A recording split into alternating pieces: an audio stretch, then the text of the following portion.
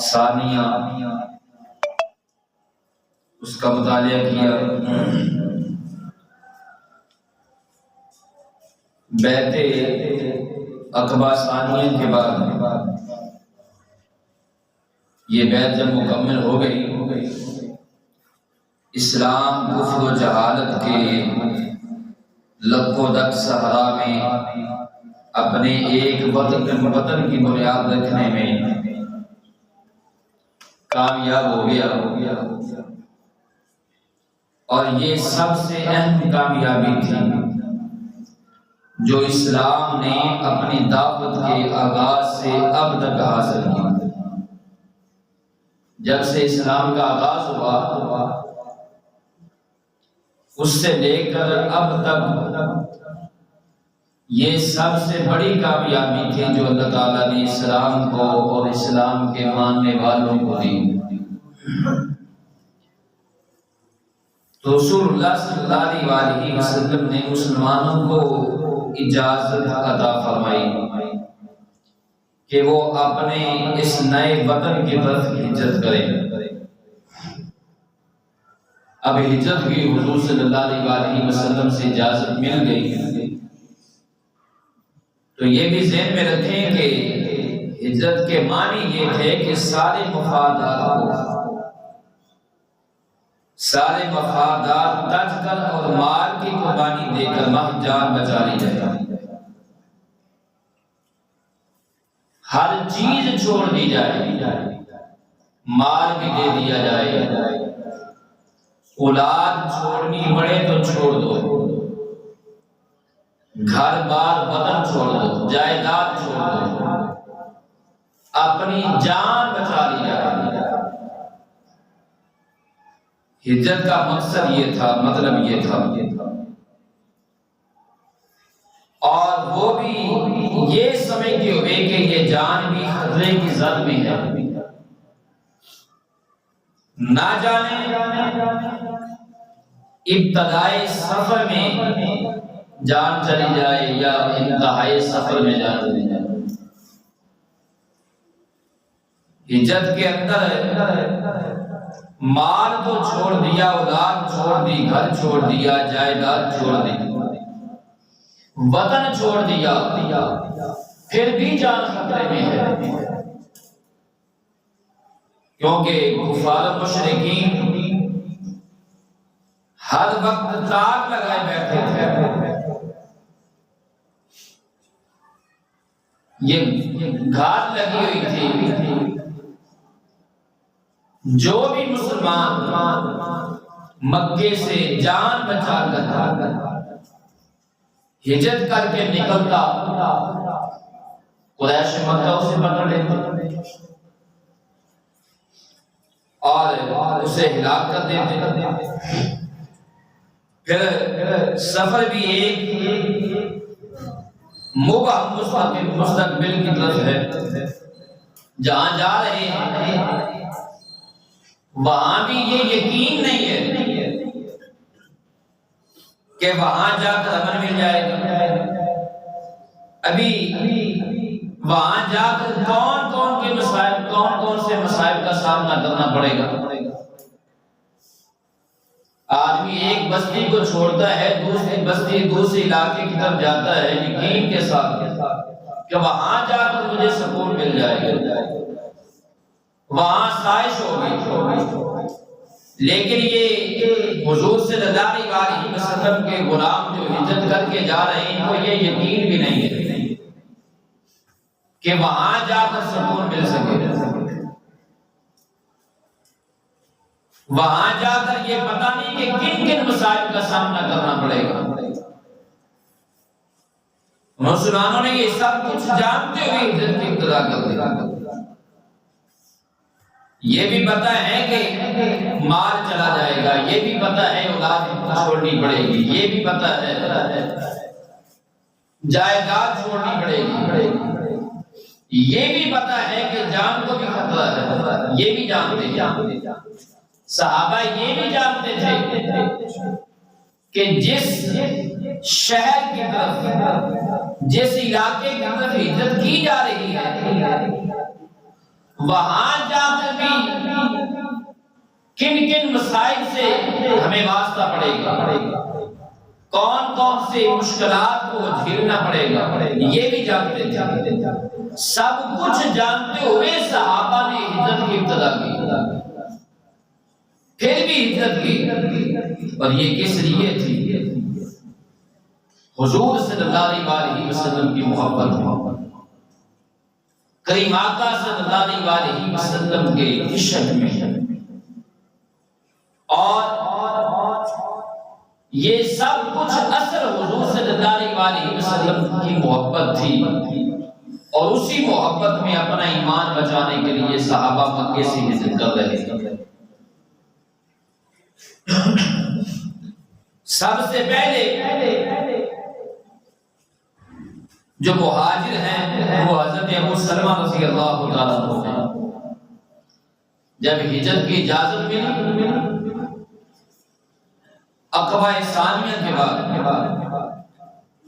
تو جو سب سے پہلا دستہ ہجرت کر کے گیا ہے، جس نے سب سے پہلے ہجرت کی ابتدا کی ہے، وہ حضرت ابو سلمہ رضی اللہ عنہ،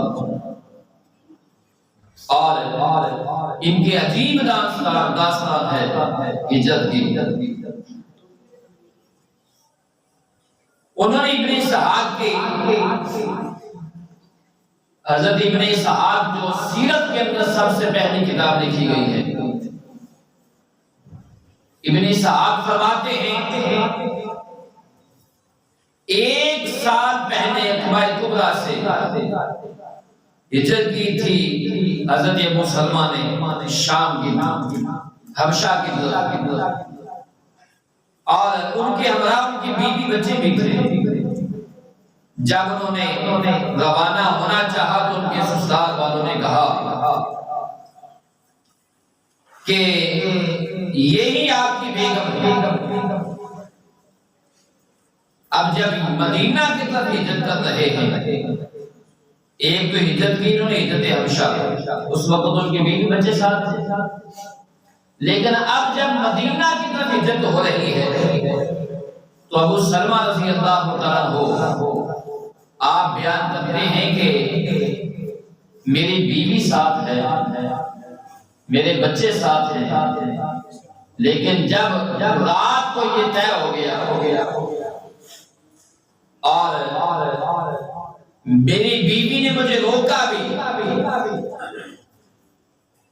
کہ اگر آپ نے ہجرت کرنی ہے تو پھر یثرب کی طرف نہ جائیں، کسی اور علاقے کی طرف ہجرت کرنی،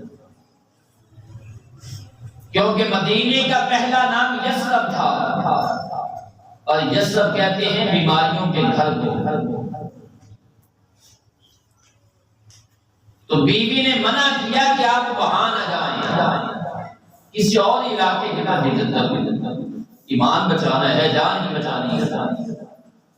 تو انہوں نے کہا کہ نہیں، اب میں نے ارادہ کر لیا ہے، اب اسی منظر کے طرف ہجرت ہوگی۔ اب بیوی ہے، بچے ہیں۔ ابو سلمہ رضی اللہ عنہ جب ہجرت کرنے کے لیے نکلے تو کہتے ہیں کہ میرے سسرال والوں نے روک لیا۔ انہوں نے کہا ٹھیک ہے، یہ آپ کی بیوی ہے، پہلے تو آپ نے اسے بھڑکایا اور آپ کے پیچھے اس نے اپنے اباء و جدید کا مذہب چھوڑ دیا، ہم نے وہ برداشت کیا۔ آپ نے ہجرت حبشہ کی، ہم نے وہ برداشت کیا۔ اب یہ ہماری بیٹی ہے، آپ نے ہجرت کرنی ہے تو کریں، آپ نے جانا ہے تو چلے جائیں، یہ ہماری بیٹی ہے، ہم اسے نہیں جانے دیں، ہماری بیٹی ہمیں دے دیں۔ اب جب سسرال والوں نے اپنی بیٹی کا مطالبہ کیا تو اب ام سلمہ کہتی ہیں کہ ابو سلمہ کے خاندان والے آ گئے، یعنی ام سلمہ کے سسرال آ گئے۔ انہوں نے آ کر کہا کہ ٹھیک ہے، اگر آپ اپنی بیٹی کو ساتھ نہیں جانے دیتے تو تمہیں حق یہ کیا ہے کہ ہمارا بیٹا اپنے ساتھ لے جائیں؟ یعنی ہمارے بیٹے کی جو اولاد ہے وہ ہماری نسل ہے، تو ہم اس کی ماں کے ساتھ بچے کو نہیں جانے دیں گے۔ اب وہاں کشمکش شروع ہو گئی۔ ام سلمہ کہتی ہیں کہ میرے بیٹے کو میرے سسرال والوں نے کھینچا، ایک طرف وہ کھینچتے ہیں، ایک طرف میرے میکے کھینچتے ہیں۔ اسی کھینچا تنی میں ہوا کیا، کہتی ہیں کہ میرے بیٹے کا بازو نکل گیا، اکھڑ گیا، صرف نکلا نہیں اکھڑ گیا، بازو یہاں سے الگ ہو گیا، بازو اکھڑ گیا۔ اور خامد کہتی ہیں کہ میرا خامد ابو سلمہ وہ ہجرت کر کے چلے گئے تنہا، میرا بچہ میرے سسرال میں ہے ابو سلمہ کے میکے میں، اور میں اپنے میکے میں ہوں۔ کہتی ہے کہ روزانہ صبح ہوتی تو مکہ کی وہ جگہ اب جو جہاں سے ان کے خامد کو الگ کیا گیا تھا، جہاں بیٹے اور خامد کی جدائی ہوئی تھی، روزانہ صبح آتی ہے وہاں بیٹھ جاتی ہے اور شام تک وہاں روتی رہتی ہیں اپنے بیٹے اور خامد کی جدائی کی۔ رات ہوتی ہے پھر واپس آ جاتی ہے، پھر صبح وہاں سے نہیں آتی۔ جنات دل بر جانی بچھڑی تے کون روے مر تھوڑا، سب روگاں دا روگ محمد جس دا نام بچھوڑا۔ بیٹا بھی جدا ہے اور پھر زخمی حالت، بیٹے کا بازو اکھڑ گیا، خامد چلا گیا، خود میکے میں ہے، زارو کتاب روزانہ روتی ہے۔ ایک سال بیت گیا، آپ فرماتی ہیں ایک سال بعد میرے خاندان میں سے میرے چچا زاد کا وہاں سے گزر ہوا، میں وہاں بیٹھ کر رو رہی تھی، تو اس کا گزر ہوا، اس نے مجھے دیکھا، اس نے آ کر میرے خاندان والوں کو ملامت کی، انہیں سمجھایا کہ اس کا گناہ کیا ہے بیچاری کا،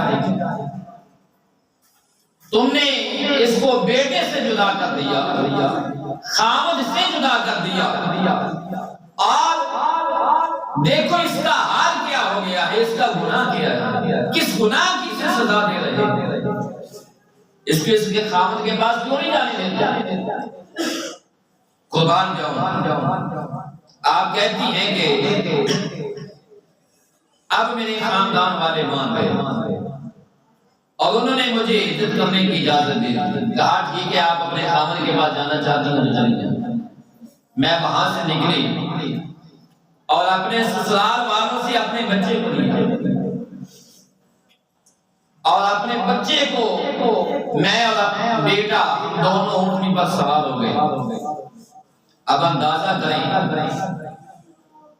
مکہ سے مدینہ جو حج عمرہ کرنے کے لیے گئے ہیں وہ خوب جانتے ہیں کتنا سفر ہے، اور آج جو یہ بائی روڈ ہے 500 کلومیٹر سفر ہے مکہ سے مدینہ، یہ بائی روڈ ہے جہاں روڈ بن چکے ہیں، اور 1450 سال پہلے کا اندازہ لگائیں، جب پتھریلا علاقہ ہے، روڈ کوئی نہیں، جنگل بیابان ہے، ریگستان کا علاقہ ہے، اور پھر مکہ کی گرمی اور وہ پہاڑ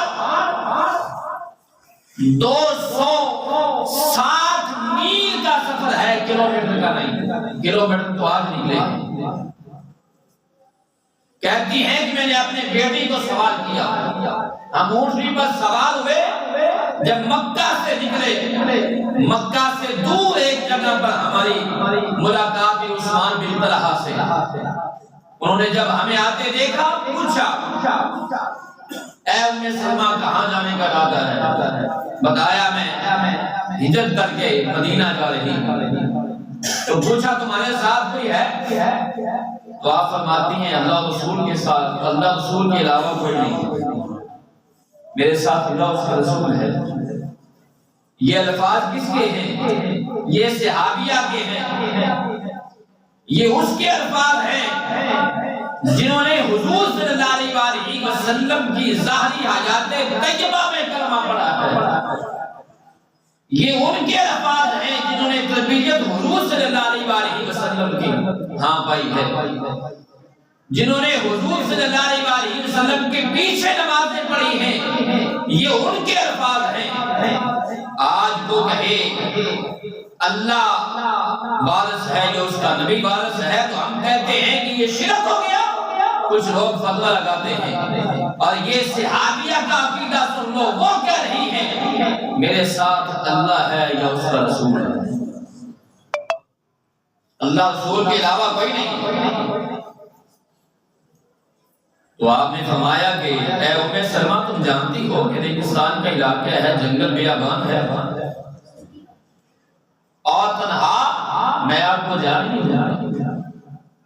ام سلمہ کہتی ہیں کہ انہوں نے میری اونٹنی کی مہار پکڑی، نکیل پکڑی اور پیدل چلنے لگے۔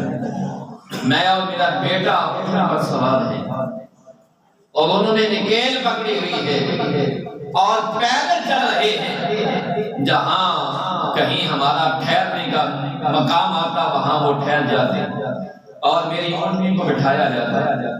نوجوانوں توجہ سے سننا، کہتی ہیں کہ میری اونٹنی کو بٹھایا جاتا اور اونٹنیوں کو بٹھا کر وہ اپنا رخ دوسری طرف کر لیتے، میں اونٹنی سے اترتی اور پھر وہ اونٹنی کی نکیل پکڑتے، دور جا کر اونٹنی کو باندھ دیتے، بٹھاتے اور آپ کہیں دور جا کر کسی سائیدار جگہ میں بیٹھ جاتے۔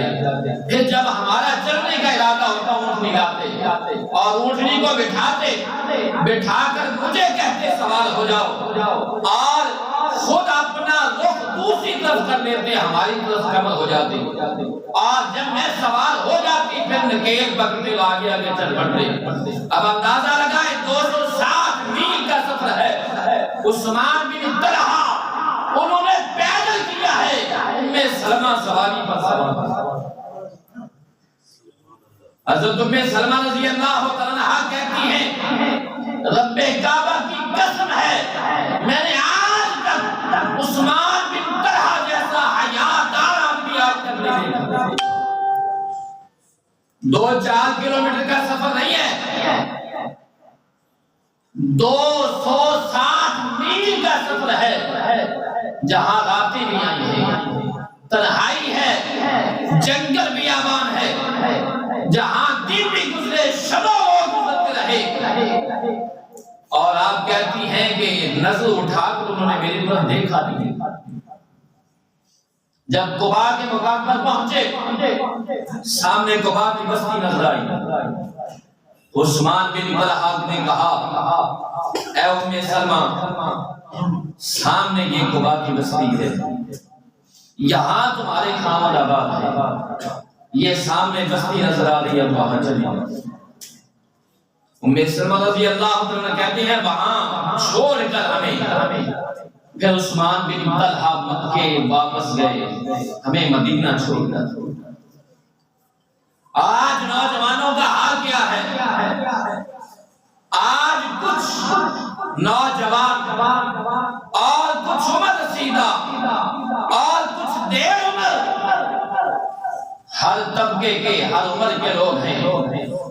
آج ہمارا کیا حال ہے؟ بازار میں کرسی ہم نے بچھائی ہے اور بازار میں کرسی پر بیٹھے ہیں، ہر آنے جانے والی عورت کو ہم غور سے دیکھ رہے ہیں، جب تک نظروں سے اوجھل نہ ہو جائے سر سے لے کر پاؤں تک دیکھتے ہیں اور پھر ہم کہتے ہیں کہ جی ہم سے بڑا کوئی حیادار کوئی نہیں۔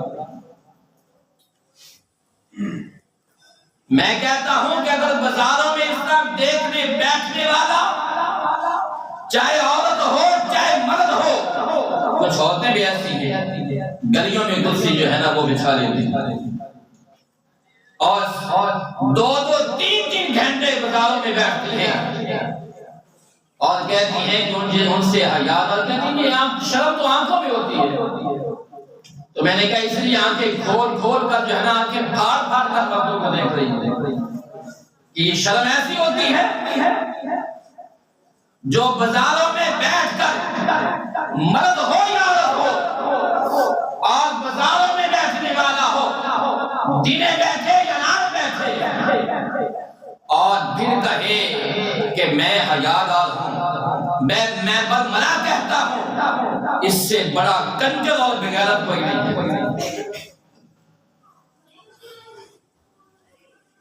اپنے اندر صحابہ جیسا حیا پیدا کرو، صحابہ کی سیرت سے سیکھو، صحابیات کی سیرت سے سیکھو۔ 260 میل کا سفر کیا، ایک مرتبہ بھی ام سلمہ کہتی ہیں نظر اٹھا کر نہیں دیکھا۔ کیا مجھے بتائیں 260 میل کا سفر کتنی راتیں آئی ہیں، کتنے دن گزرے ہوں گے، اور پھر تنہائی بھی ہے، جنگل بے آباد بھی ہے۔ یہ پہلا دستہ ہے جس نے حضور صلی اللہ علیہ وسلم کی محبت میں مکہ سے مدینہ کی طرف ہجرت کی ہے۔ آج کچھ نعت خواں، میں تمہیں نعت خواں بھی نہیں کہتا، نعت خور کہتا ہوں، جو اسٹیج پہ کھڑے ہو کر بڑے بڑے دعوے کرتے ہیں کہ کاش ہم حضور کے زمانہ میں ہوتے۔ میں نے کہا کہ آج تمہارا جو حال ہے، اگر تم حضور کے زمانہ میں ہوتے تو حاجی ابو جہل کے ساتھ ہوتے۔ تمہیں پتا نہیں ہے جو ہم جنہوں نے حضور کا زمانہ پایا کتنی بڑی قربانیاں دی ہیں، گھر بار چھوڑنا، جائیداد چھوڑ دینا، خاندان چھوڑ دینا، بیوی بچوں کو چھوڑنا، اور سامنے اپنی اولاد کو قربان ہوتے دیکھنا، اور اپنی جان بچانا، اپنی جان کی پرواہ نہ کرنا، حضور صلی اللہ علیہ وسلم کی محبت میں اپنی جان بھی دے دینا۔ مجھے بتائیں سامنے کسی کا بچہ جو ہے وہ ذبح کیا جا رہا ہو، اور بچے کے سامنے ماں باپ کو ذبح کیا جا رہا ہو، اور پھر بھی وہ ایمان پر استقامت اللہ اسے دے دے، ایمان پر ثابت قدم رہے، یہ معمولی بات ہے؟ یہ پوچھے نا عمار بن یاسر رضی اللہ عنہ سے، یہ پوچھے خبیب بن عبد رضی اللہ عنہ سے پوچھے۔ اب یہ دوسرا دستہ ہے حضرت سہیل رضی اللہ عنہ، جب ان کا ارادہ بنا ہجرت کا، ان سے کفار قریش نے کہا تم ہمارے پاس آئے تھے۔ اب یہ سنیں توجہ سے، حضرت سہیل رضی اللہ عنہ جب وہ ہجرت کرنے لگے، قریش نے روک لیا، کفار نے روکا۔ انہوں نے کہا جب تم ہمارے پاس آئے تھے تو غلام تھے، تم غریب تھے، نادار تھے، تمہارے پاس کچھ نہیں تھا، تم ہمارے پاس آئے، ہمارے یہاں آئے، لیکن یہاں آ کر تمہارا مال بہت زیادہ ہو گیا، تم مالدار ہو گئے، تم بہت آگے پہنچ گئے، اور اگر آج تم چاہتے ہو کہ جان بچا کر چلے جاؤ، آج تم چاہتے ہو کہ ہجرت کر کے مدینے چلے جاؤ، ایک شرط ہے، تمہیں ہمارا مال واپس کرنا پڑے گا۔ اب وہ صہیب ہیں جنہوں نے محنت مزدوری کر کے وہ مال بنایا تھا، آج کوئی دوسرے ضلع سے آ کر، دوسرے گاؤں سے آ کر مانوال کی بستی میں آباد ہو جائے، 2 4 7 10 سال بعد وہ مالدار ہونے کے بعد یہاں سے جانے لگے، کوئی کہہ سکتا ہے کہ تم نے یہاں آ کر مال بنایا، یہ مال چھوڑ دو، یہ گھر تمہارا نہیں ہے، یہ جائیداد تمہاری نہیں ہے، تو چھوڑنے پر تیار ہو جائے گا؟ لیکن حضرت سہیل رضی اللہ عنہ کو کفار مکہ نے کہا جب تم یہاں آئے تھے غریب تھے، نادار تھے، تمہارے پاس کچھ نہیں تھا، اگر جانا چاہتے ہو تو ایک شرط ہے، یہ جائیداد یہ مال چھوڑنا پڑے گا۔ قربان جاؤں حضرت سلیم کی محبت پر، قربان جاؤں ان کے ایمان پر۔ انہوں نے دوسری بات نہیں کی، کہتے ہیں اگر مال دے دوں تو پھر میری جان چھوڑنا، اگر مال دے دوں تو کیا میری جان بخشی جائے گی؟ کیا پھر میں جا سکتا ہوں؟ کہنے لگے ہاں ٹھیک ہے، اگر مال دے دو، مال چھوڑ دو، تم ہجرت کر کے جا سکتے ہو۔ تو آپ نے فرمایا یہ ایک مال نہیں، ایسا مال 100 بار بھی ہو حضور کے قدموں پر دو۔ حضرت صہیب نے وہ جائیداد چھوڑ دی، مال چھوڑ دیا۔ آج لوگ چائے کی پیالی پر اپنا ایمان بیچ دیتے اور ایک 2 ٹکے پر اپنا ایمان بیچا جا رہا ہے، اور پھر ہم دعوے یہ کرتے ہیں کہ ہم عاشق رسول ہیں۔ عشق یہ ہے، حضور سے محبت یہ ہے، جائیداد چھوڑ دی ہے، حضور کی محبت میں ایمان نہیں چھوڑنا، یہ ہے حضور سے محبت۔ مال چھوڑ دیا، جائیداد چھوڑ دی، سب کچھ چھوڑ دیا، حضور کی محبت کو تھام کے رکھا، حضور کا دامن تھامے رکھا ہے۔ یہی بات انصار نے کی تھی ایک مرتبہ، جب حضور صلی اللہ علیہ وسلم کو وہ جانے لگے، یہ جا کر جانے لگے، حضور صلی اللہ علیہ وسلم ایک طرف مہاجرین ہیں، مکے والے ہیں، دوسری طرف انصار ہیں۔ انصار کہتے ہیں رہنے والے، انصار سے مراد یہ انصاری نہیں ہے، یہ بھی ذہن میں رکھیں۔ انصار کہتے ہیں رہنے والے کو، مقیم کو، مہاجر کہتے ہیں جو ہجرت کر کے گئے۔ اور